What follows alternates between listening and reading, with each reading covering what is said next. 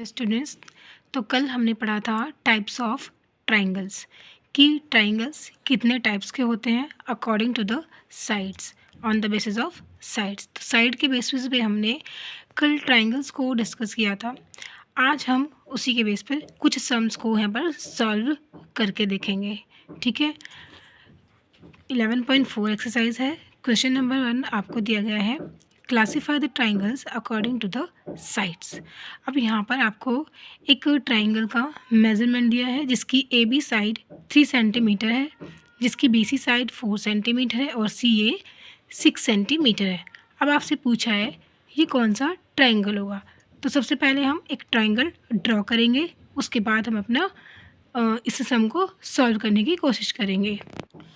तो देखिए यहाँ पर हमने एक ट्राइंगल ड्रॉ किया है और क्वेश्चन में आपसे पूछा है कि अगर ए बी साइड 3 सेंटीमीटर है, ठीक है, तो यहाँ पर हमारा जो ट्राइंगल है इसकी जो ए बी साइड है वो 3 सेंटीमीटर है, B C is equal 4 centimeter and C से लेकर जो ए जो हमारी साइड है ये हमारे 6 सेंटीमीटर है।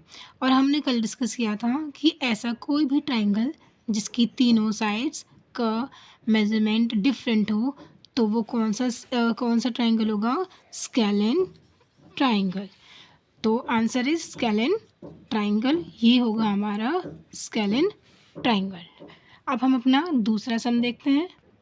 यहाँ पर आपको दिया हुआ है बी सम एक्स वाई जिसकी साइड है 3.2 सेंटीमीटर, जिसकी एक्स जेड साइड है 3.2 सेंटीमीटर और जिसकी वाई जेड भी है 3.2 सेंटीमीटर।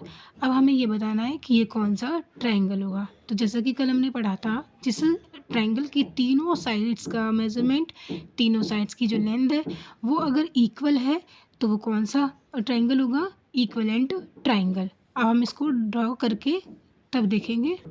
ये ट्राइंगल हमने यहाँ पर ड्रॉ किया हुआ है। अब इसमें आप देख सकते हैं जो एक्स वाई है, ठीक है, तो एक्स कौन सा है हमारा, इस लाइन से लेकर के यहाँ जो लाइन सेगमेंट है ये, तो ये हमारा कौन सा लाइन साइड हो गई, एक्स वाई। तो एक्स वाई साइड अगर 3.2 सेंटीमीटर है, फिर ये हमसे पूछा है यहाँ पे एक्स जेड, ठीक है, तो एक्स जेड भी हमारी कितनी है 3.2 सेंटीमीटर और वाई जेड ये साइड भी है हमारी 3.2 सेंटीमीटर।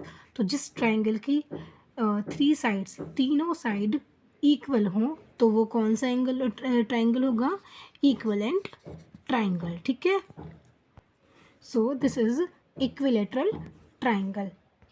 नेक्स्ट सम है हमारा P Q is equal 3 centimetre, Q R is equal 4 centimeter and R P is equal 3 centimetre. इसको भी हम ट्राइंगल को ड्रॉ करके समझने की कोशिश करेंगे।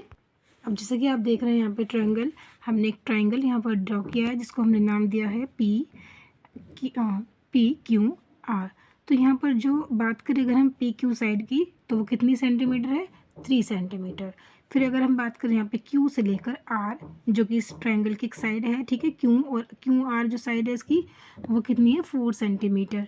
और अगर हम बात करें आर पी की, ठीक है, तो आर पी जो साइड है इस ट्रायंगल की वो कितनी है, 3 सेंटीमीटर। तो अगर जिस एंगल की 2 साइड इक्वल हो तो यहाँ पर क्या दिखाया जा रहा है आपको, ये साइड और ये साइड यहाँ पर 3 सेंटीमीटर है, लेकिन जो ये साइड है क्यू आर ये 4 सेंटीमीटर है, ठीक है।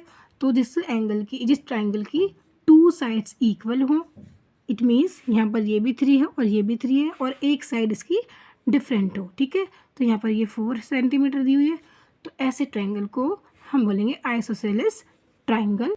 तो ये होगा हमारा आइसोसेलेस ट्राइंगल। आई होप कि आपको ये जो ट्राइंगल्स थे अच्छे तरह से समझ में आए होंगे। चलिए अब बात करते हैं हम on the basis of angles. अब हम क्या पढ़ रहे हैं यहाँ पर, टाइप्स ऑफ एंगल्स ही हम यहाँ पर पढ़ रहे हैं, लेकिन अब पढ़ेंगे हम on the basis of angles की ऐसे ट्राइंगल जो डिफरेंट एंगल्स फॉर्म करते हैं, ठीक है। तो उसी के बेस पर इनको यहाँ पर नाम दिया जाता है। अभी हमने जो पढ़ा था वो साइड के बेस पे ट्राइंगल्स पढ़े थे हमने कि अगर एक साइड मतलब 2 साइड इक्वल है तो वो कौन सा ट्राइंगल होगा, ठीक है। वहाँ पर हम साइड के बेस पे पढ़ रहे थे। अब हम यहाँ पर एंगल्स के बेस पर ट्राइंगल्स को स्टडी करने जा रहे हैं। यहाँ पर एंगल की कौन सा ट्राइंगल कौन सा एंगल बनाता है उसी बेस पर इसको यहाँ पर नाम दिया जाता है। तो फर्स्ट एंगल है हमारा एक्यूट एंगल ट्राइंगल। तो अब आप देख सकते हैं हमने यहाँ पर एक ट्राइंगल ड्रॉ किया है। तो एक कोई भी ऐसा ट्राइंगल, ठीक है, समझिए कि कोई भी ऐसे ट्राइंगल की हम यहाँ पर बात कर रहे हैं, ठीक है।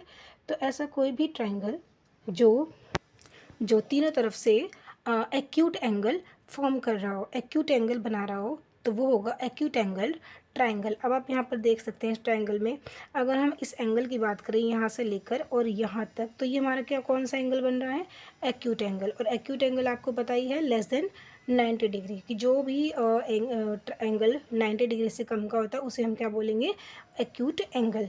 तो आप देख सकते हैं यहाँ से अगर देखें तो ये भी एक्यूट एंगल बन रहा है। अगर इस एंगल को हम यहाँ से लेकर यहाँ तक देखें तब भी हमारा एक्यूट एंगल बनेगा, और यहाँ से लेकर यहाँ तक अगर हम बात करें तो ये भी हमारे यहाँ पर एक्यूट एंगल बन रहा है, ठीक है। Second one is obtuse angled triangle.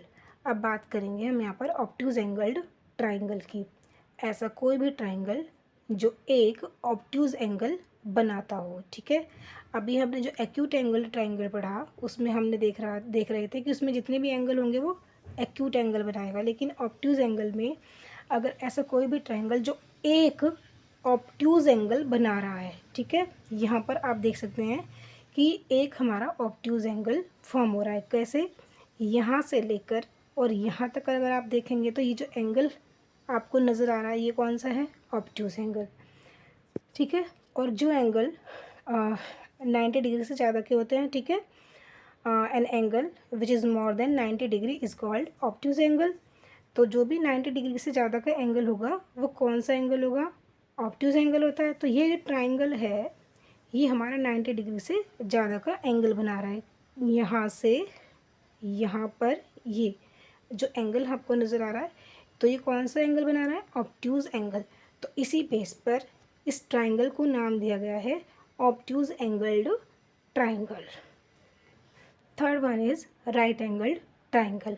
अब ऐसा कोई भी ट्राइंगल जो 90 डिग्री का एक एंगल बनाता हो, ठीक है, जिस ट्राइंगल में एक एंगल 90 डिग्री का एंगल बनता नज़र आ रहा हो हमें, वो होगा हमारा राइट एंगल्ड ट्राइंगल। और ये आपको पता ही है कि राइट एंगल कितने डिग्री का होता है, 90 डिग्री का। अब आप इस ट्राइंगल में देख सकते हैं कि हमको सिर्फ यहाँ पर एक ही जो है एंगल 90 डिग्री का बनता हुआ दिख रहा है, जो कि यहाँ से लेकर हमारा ये है, ठीक है। तो ये होगा राइट एंगल्ड ट्राइंगल।